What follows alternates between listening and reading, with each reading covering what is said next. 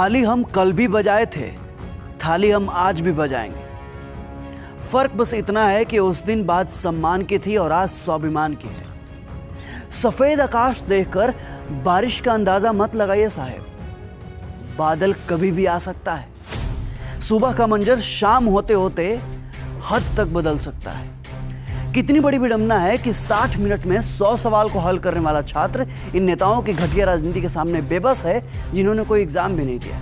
इन नेताओं को वो दे दो रेलवे एसएससी बैंक का सवाल तो इनके फट के हाथ में ना आ जाए तो कहना। इनकी असली औकात तब समझ में आएगी और तब इन्हें पता चलेगा कि एक स्टूडेंट कितनी मेहनत करता है कैलकुलेटर से भी ज्यादा तेज कैलकुलेशन करने में।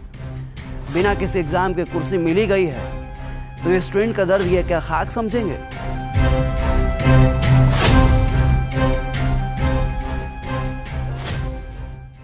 किंतु दुख तो तब होता है जब तंत्र और सिस्टम हमारे भावों को जख्मी घाव बना देता है, भविष्य को भूत के अंधकार में ढकेल कर रीढ़ की हड्डी तोड़ देता है। और इसी पीड़ा में हम समाज और परिवार के घावों को भी झेलते रहते हैं जीवन के साथ साथ। सर में चल रहे सरदर्द को तो हम किसी तरह सहन कर भी लेते हैं, पर जो दर्द और जख्म सरकार ने हमें बेरोजगार बना कर दिया है ना, वो सहन नहीं कर पाते। और जब यही दर्द, यही पीड़ा एक भयानक रूप लेता है तो दीमक की तरह रोज रोज हमारे जख्मों को कुरेदता है।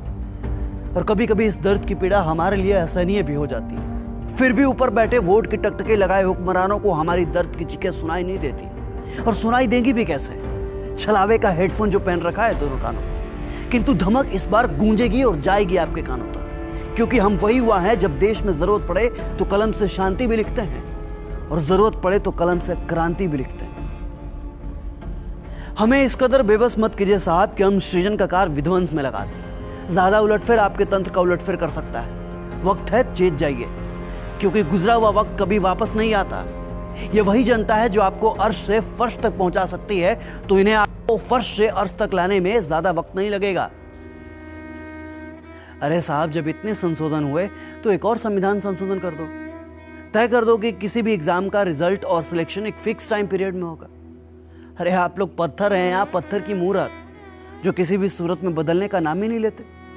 अरे आप वही नेता है ना जो कभी छात्र राजनीति का हिस्सा हुआ करते थे, और आज नेता बनकर जब सत्ता का हिस्सा बने तो हम छात्रों के साथ ही सत्ता की राजनीति कर रहे हैं। किंतु स्मरण रहे, ये पहली ऐसी लड़ाई है जिसमें हर युवा खुद सिपाही है, खुद सारथी है, खुद सेनापति है और खुद युद्ध निर्णायक भी है।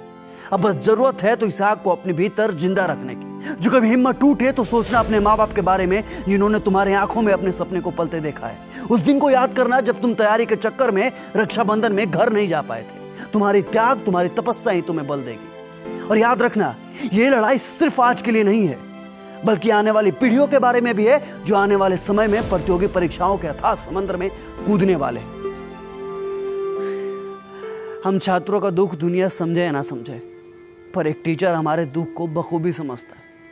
जरा सोचिए ना, क्या बीतती होगी उस शिक्षक पर जो दिन रात मेहनत करके पढ़ाता है, युवा पीढ़ी को खड़ा करता है, रिसर्च करता है कि आने वाले एग्जाम में किसी भी बच्चा का सिलेक्शन न अटक जाए।